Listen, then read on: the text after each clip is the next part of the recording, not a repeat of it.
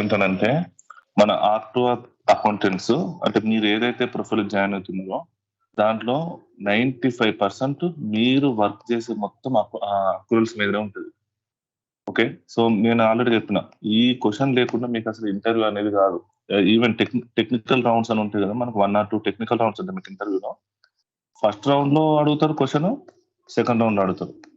అసలు అట్లీస్ట్ మీకు అక్రూవల్ అనే కాన్సెప్ట్ ఐడియా ఉందా లేదా, అసలు అక్రూవల్స్ ఎప్పుడు బుక్ చేస్తారు, ఎప్పుడు బుక్ చేయకుండా ఉండాలి, ఎలాంటి వాటికి అక్రూవల్స్ బుక్ చేయాలి అనే దాని మీద ఒక 2-3 క్వశ్చన్స్ అనేవి ఉంటాయి.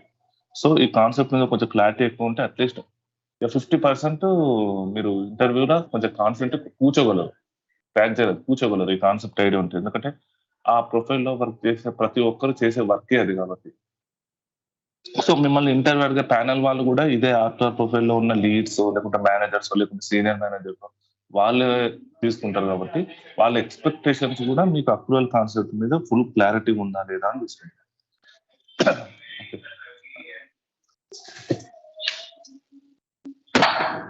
సో మొన్న ఆల్రెడీ డెఫినేషన్ అయిపోయింది అక్రూవల్ కాన్సెప్ట్ అంటే చెప్పినాం కదా. ఏంటిది చెప్పండి.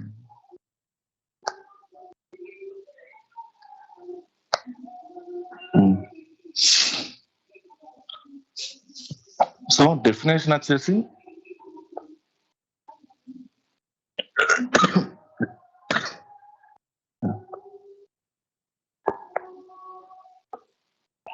Simple definition. మీరు ఇంటర్వ్యూలో ఇంత కాంప్లెక్స్ డెఫినేషన్ చెప్పకుండా దాని కిందనే సింపుల్ డెఫినేషన్ రాస్తాను కదా, ఆ డెఫినేషన్ చెప్పినా సరిపోతుంది. Under this concept, revenues are recognized when they are earned and expenses are recognized when they are incurred, regardless of payment or receipt of cash. అంతే. సో ఇది ఒకటి చెప్పిందంటే మీరు దాని పర్పస్ కూడా చెప్పడానికి ట్రై చేయాలి.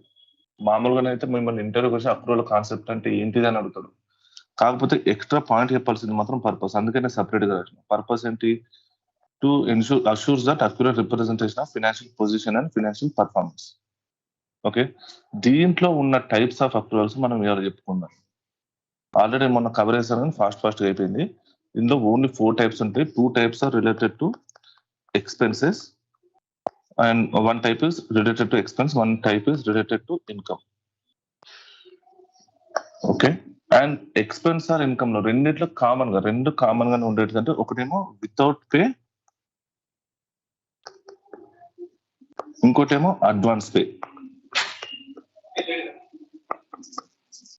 ఇన్కమ్ లో కూడా ఒకటేమో వితౌట్ పే, వితౌట్ రిసిప్ట్ అని అనుకోవచ్చు, వితౌట్ రిసిప్ట్, ఇంకోటేమో అడ్వాన్స్ రిసిప్ట్. ఓకే, ఈ 4 కేసెస్ ఉంటాయి మీకు.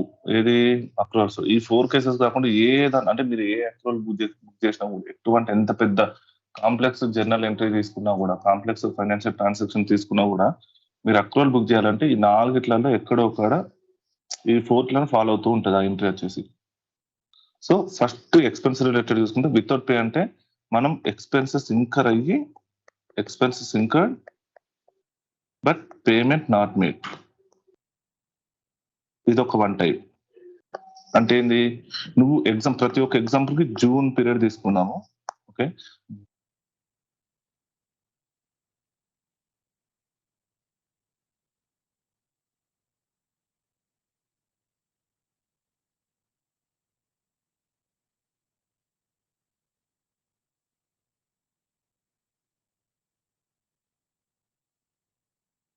హలో, స్టక్ అయింది.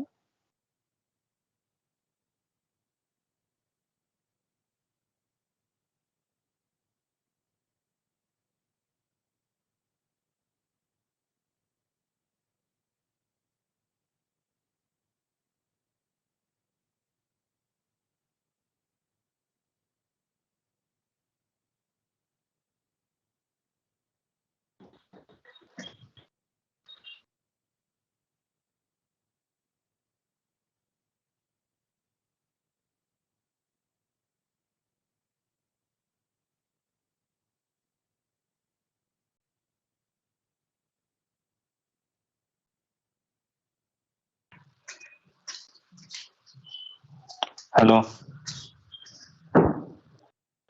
ఒకసారి పవర్ కట్ అయిందండి, హాట్స్పాట్ తో కనెక్ట్ అయినా, ఒకసారి వినిపిస్తే కన్ఫర్మ్ చేయండి. ఓకే, స్క్రీన్ కనిపిస్తుందా? నేను స్క్రీన్ ఆల్రెడీ షేర్ చేస్తున్నా. ఒక్కసారి ఎవరైనా ఒకరు కన్ఫర్మ్ చేయండి స్క్రీన్ కనిపిస్తే. Okay, thank you. సో అంటే మీరు ఏ ఎక్స్పెన్స్ అది ఎంఎన్సీ అయినా కూడా, ఎంఎన్సీ అయినా డొమెస్టిక్ అయినా ఏ చిన్న సిఎఫ్ఎం ఎక్కడ చేసినా కూడా మీరు అక్రూయల్ బుక్ చేయాలి అంటే ఈ 4 కేసెస్ లోనే కంపల్సరీ ఉంటుంది అక్రూయల్. సో ఏ టైపు ఎక్కడెక్కడ ఫాలో అవుతుందో మనం చూసుకుందాం. ఫస్ట్ ఎక్స్పెన్స్ రిలేటెడ్ అయితే జూన్ పీరియడ్ ఎగ్జాంపుల్ తీసుకున్నాం కాబట్టి అది ఇంకర్ అయినా ఫస్ట్. ఇంకర్ అనే వర్డ్ చాలా ఇంపార్టెంట్ అండి. ఇంకర్ అనే వర్డ్ నేను ఎందుకు చెప్తున్నా అంటే మొన్న రీసెంట్ గా మా రూమ్ కి వేరే ఒక అంటే ఆల్రెడీ జెన్పాక్ లో చేస్తున్నాడు అబ్బాయి. ఆ అబ్బాయి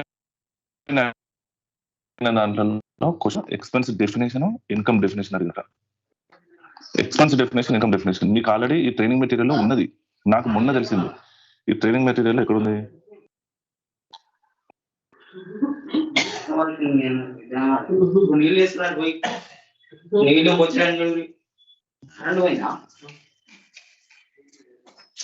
ఇక్కడ ఉన్నాను. సారీ, అదే హైలైట్ చేసినాం, మేము డిస్కస్ చేసినాం. ఎక్స్పెన్సెస్ అనేది డెఫినేషన్ ఉంది ఇక్కడ. అనుకోకుండా ఆల్రెడీ అంటే ఒక 20 days బ్యాక్ ఏమో జరిగినట్టున్నది అబ్బాయికి ఇంటర్వ్యూ. అప్పుడు ఎక్స్పెన్సెస్ కి డెఫినేషన్ అనేది బ్రో డోరేవా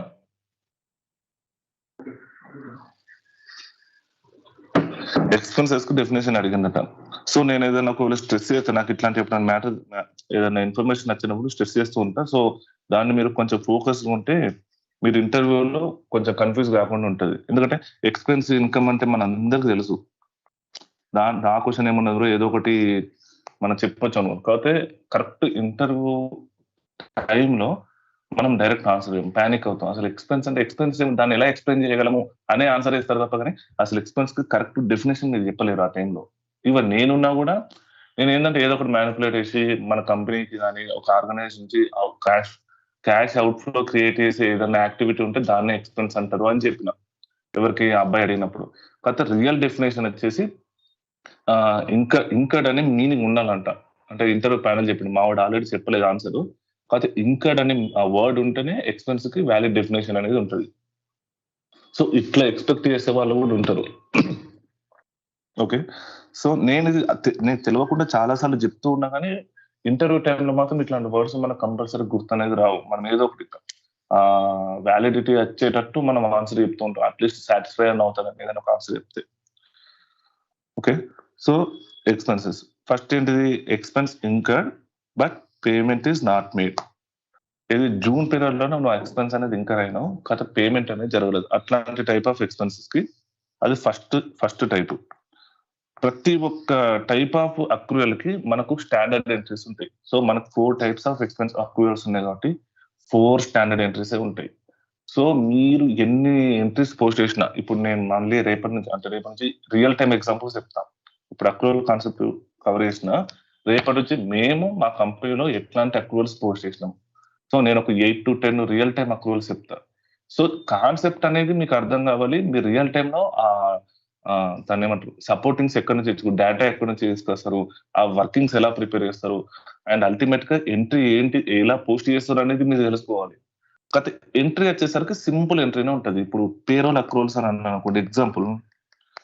పేరోల్ అక్రూవల్స్ అంటే మీరు ఎవరైనా కూడా ఎంట్రీ ఏం చేస్తారు అంటే, కొంచెం అకౌంటింగ్ నాలెడ్జ్ మంచి గ్రిప్ ఉన్న వాళ్ళు ఏం చేస్తారు, salary account debit to salaries payable అని అంటారు. శాలరీస్ పేయబుల్ ఇది ఎవరైనా చెప్తారు. ఇది అకౌంట్స్ బీకామ్ చదువుకున్న వాళ్ళు కూడా ఈ ఎంట్రీ చెప్పగలరు. కాకపోతే మిమ్మల్ని అక్కడ ఎక్స్పెక్ట్ చేసేది ఈ ఎంట్రీ కాదు. మీరు ఏదైతే 3-4 years ఆఫ్ ఎక్స్పీరియన్స్ పెట్టుకుంటున్నారో ఇక్కడ ఎక్స్పెక్ట్ చేసేది అది కాదు. మీరు అసలు మీ పేరోల్ డేటా ఎక్కడి నుంచి వస్తుంది, మీరు వచ్చిన తర్వాత ఏం చేస్తారు, ఆ 1 day ఏం చేస్తారు, మీరు ఎంట్రీ పోస్ట్ చేసేటప్పుడు ఎట్లాంటి కంట్రోల్ చెక్స్ చూసుకుంటారు, ఇది వాడి ఎక్స్పెక్ట్. ఈ 4 నేను చెప్పే ప్రోగ్రామ్ లో ఈ 4-5 points కవర్ అవుతాయి. కాబట్టి మీరు దీంతో పాటు ఒకవేళ దీని మీద క్వశ్చన్స్ అడిగినా కూడా చెప్పగలరు. అది సో కాబట్టి కొందరు ఎంట్రీస్ బ్లండర్ చేసే వాళ్ళు కూడా ఉంటారు. సో అక్కడైతే బ్లండర్ చేసే మాత్రం ఎవరేం చేయలేరు. అయితే అక్కడ బ్లండర్ చేయకుండా చూసుకోండి. సో ఫస్ట్ టైప్ లో ఎక్స్పెన్స్ అనేది ఇంకర్ అయ్యి పేమెంట్ అనేది కాలేదు. సో దానికి స్టాండర్డ్ ఎంట్రీ నేను చెప్పేటప్పుడు standard entries, expense account debit to expense payable account. Standard entry. So standard entry అంటే ఏంటంటే నువ్వు ఒక ఎగ్జాంపుల్ ఏదైనా ఎక్స్పెన్స్ తీసుకుంటే దాన్ని నువ్వు ఇక్కడ అప్డేట్ చేస్తే సరిపోతుంది, రీప్లేస్ ఆర్ అప్డేట్. సో నువ్వు ఏ ఎక్స్పెన్స్ కైనా కూడా ఒకవేళ ఏదైనా అక్రూవల్ బుక్ చేయాలి. ఇప్పుడు శాలరీ, నేను ఎగ్జాంపుల్ ఆల్రెడీ మీకు శాలరీ అకౌంట్ చెప్పిన, శాలరీస్ టు శాలరీస్ పేయబుల్ అనే అన్న ఎంట్రీ. ఇది నేను ఎలా ఫామ్ చేయగలిగినా అంటే ఈ స్టాండర్డ్ ఎంట్రీ ఉన్నదా చూడండి, expense account debit to expense payable, salary account debit to salaries payable. So మీరు గుర్తుంచుకోవాల్సింది ఇది, మిమ్మల్ని ఇంటర్వ్యూలో ఏ ఎక్స్పెన్స్ ఎగ్జాంపుల్లో వాడు ఏ ఎక్స్పెన్స్ అలా తీసుకోండి, మీరు దీంట్లో ఈ నేమ్ ఎక్స్పెన్స్ దగ్గర జస్ట్ ఆ ఒక్క వర్డ్ పెడితే మీ ఎంట్రీ అయిపోతుంది. ఓకే, ఇది ఫస్ట్. ఎప్పుడు ఎక్స్పెన్స్ ఇంకర్ అయ్యి పేమెంట్ కాకుండా, ఇదే ఎక్స్పెన్స్ సెకండ్ వచ్చేసి ఇన్కమ్ లో, ఇన్కమ్ రిసీవ్ అయ్యారు కాబట్టి పేమెంట్ అనేది రాలేదు, రెండిట్లో క్యాష్ ఫ్లో అనేది జరగలేదు. అట్లాంటి కేసెస్ లో ఏంటి, second case income related cash flow అనేది జరగలేదు, పేమెంట్ అనేది రాలేదు. సో ఇట్లాంటి టైంలో ఏంటిది, మనకి ఇన్కమ్ ఎక్స్పెన్స్ అనేది పే చేయకుంటే ఎక్స్పెన్స్ పేయల్ కింద పెట్టుకున్నట్టు, ఇన్కమ్ అనేది రాకుంటే ఇన్కమ్ రిసీవబుల్ అకౌంట్ కింద పెట్టుకుంటాం. So income receivable account debit to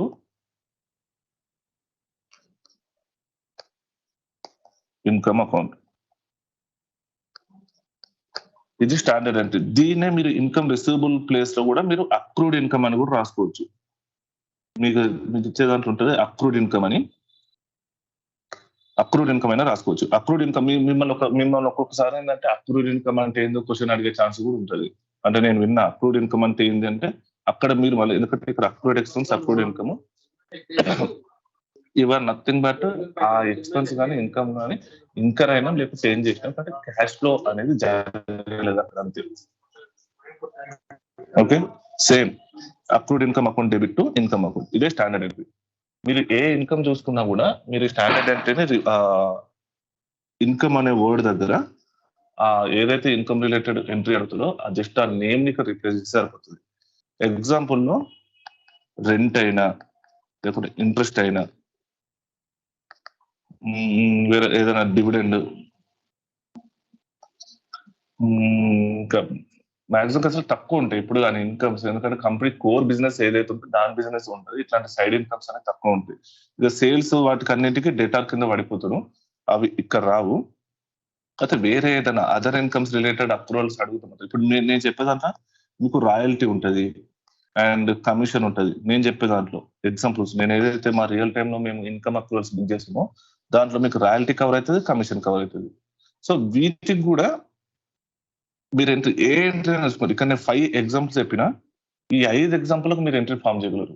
ఈ ఒక్క ఎంట్రీ తెలిస్తే income receivable account debit to income లేకుంటే అక్రూడ్ ఇన్కమ్, ఈ ఒక్క ఎంట్రీ తెలిస్తే మీరు ఏ ఎంట్రీ అయినా ఫామ్ చేయగలరు. So rent to rent receivable to rent account, interest receivable to interest account, dividend receivable to dividend account, royalty receivable to royalty account, మళ్ళీ ఏంటి commission receivable to commission account.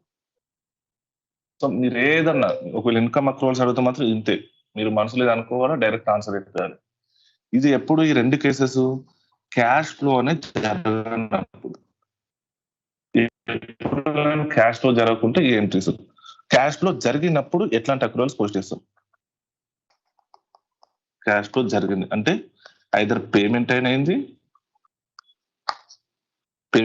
లేకుంటే receipt అనేది. So payment అయింది అని అంటే అది expense related కాబట్టి first అది కవర్ చేద్దాం. అంటే ఏంటంటే పేమెంట్ మనం ఎక్స్పెన్స్ ఇంకర్ కాకముందే మనకు ఆ పేమెంట్ అనేది అయింది. మరి ఇంకో కేసులో ఏమైనా పేమెంట్ ఉంటుందంటే ఒకవేళ ఎక్స్పెన్స్ ఇంకర్ అయ్యి పేమెంట్ అయింది అనుకోండి. సో ఎగ్జాంపుల్ జూన్ పీరియడ్ అని చెప్పుకున్నాం కదా, ఈ జూన్ పీరియడ్ లోనే ఎక్స్పెన్స్ అనేది ఇంకర్ అయినాం, పేమెంట్ కూడా జూన్ లోనే అయిపోయింది.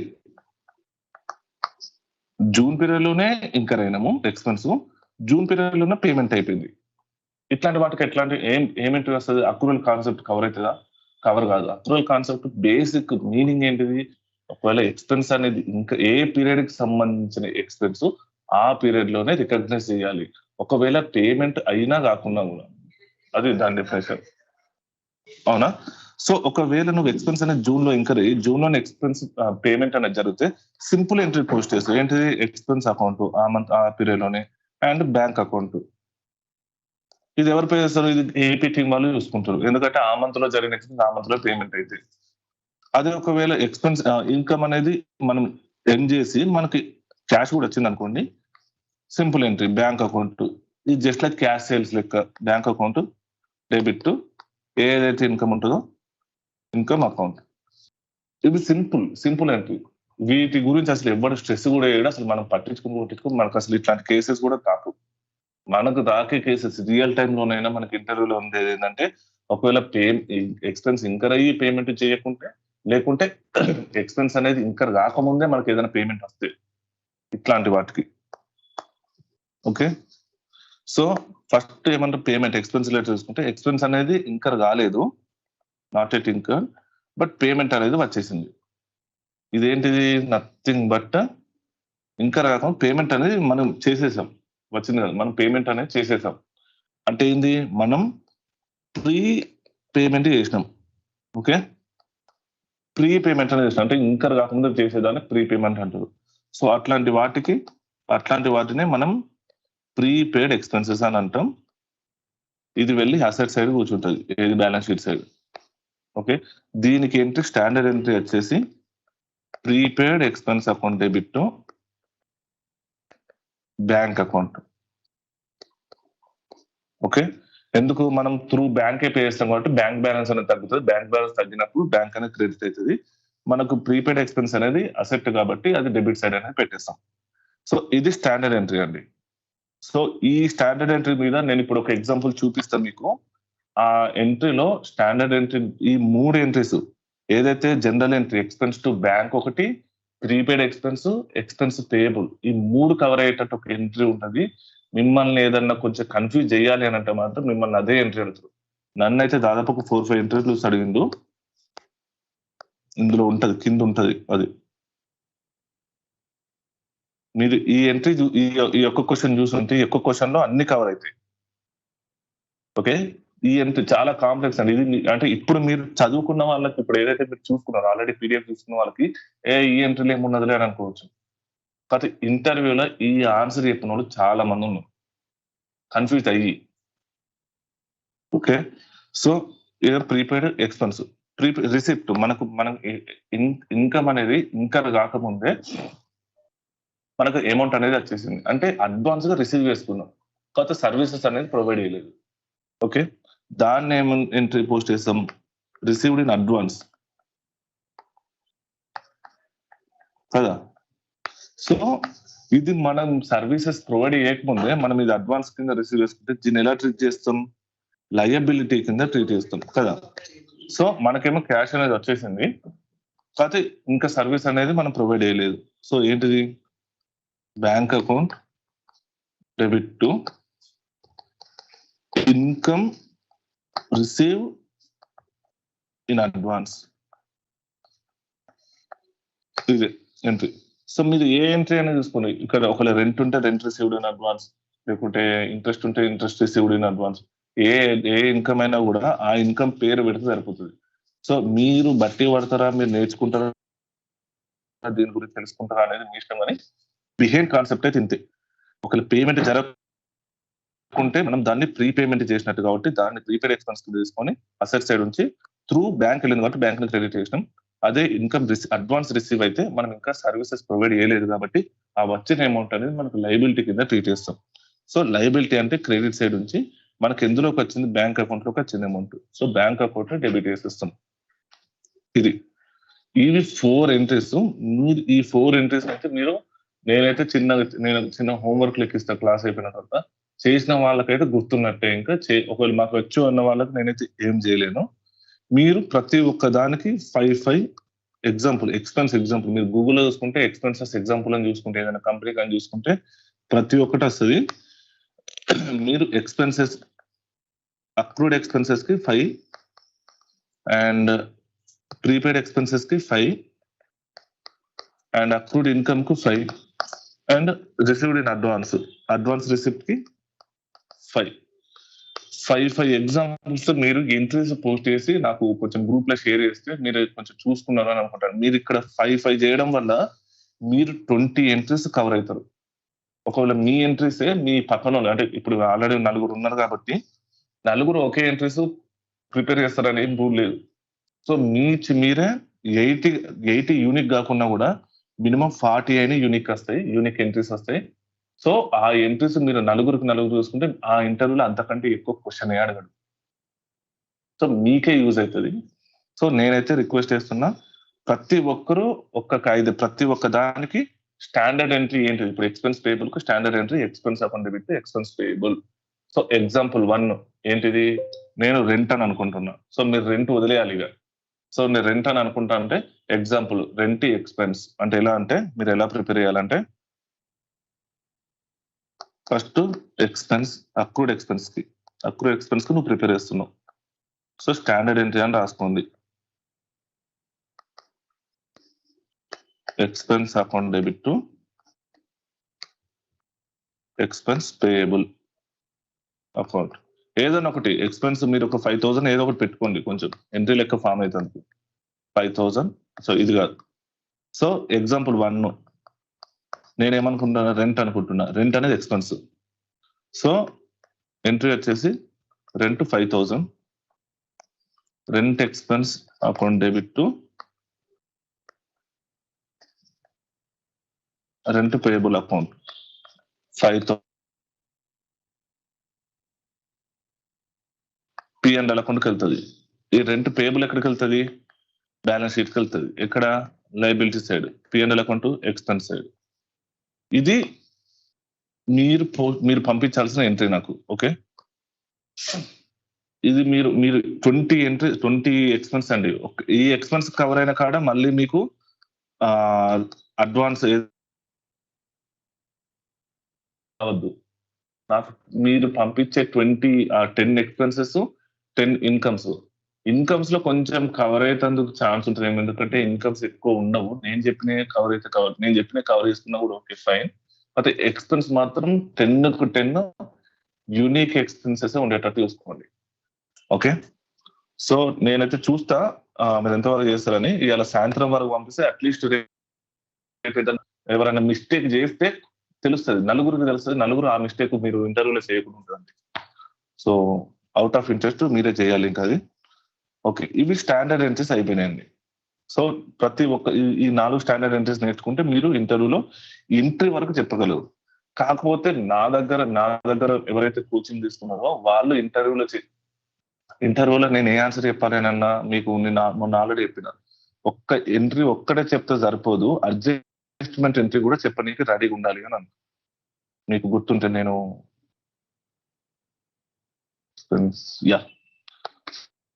సో మీరు ఇక్కడ చూస్తే ప్రతి ఒక్క దానికి నేను అడ్జస్ట్మెంట్ ఎంట్రీ అని రాసుకుంటూ వెళ్ళిన. అవునా, స్టాండర్డ్ ఎంట్రీ వచ్చేసి ఎక్స్పెన్స్ ఇంకర్ అయినప్పుడు expense account debit to expense payable. ఇది expense will go to P&L account and it will go to liability అని అన్నారు.